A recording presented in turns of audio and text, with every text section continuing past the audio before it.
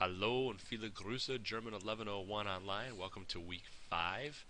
By now, you've completed weeks 1 through 4 and are now at the midway point of German 1101. Ich gratuliere Ihnen.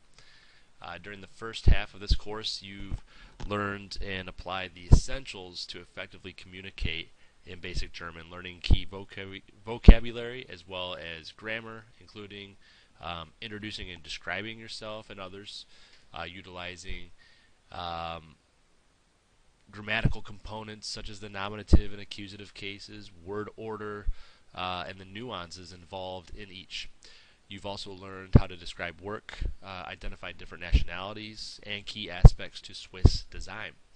By now, you also know how to describe your weekly routines, identify the days of the week, and your family. In week 5, you'll focus on expressing your abilities, wishes, and obligations by using the modal verbs, which are 6 verbs that you will use regularly in your German and allow you to communicate by integrating 2 verbs in a sentence, the modal verb and the verb it modifies.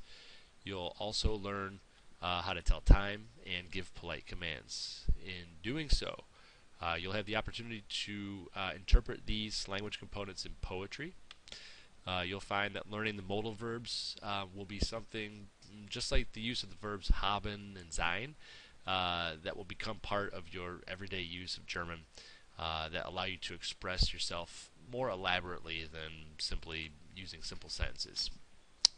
I look forward to seeing your progression in your German by adding these elements to your repertoire. And just think of them as being part of your arsenal or bag of tricks on your road to fluency in the language. As always, I look forward to working with you. Viel Glück und viel Spaß beim Lernen. Danke.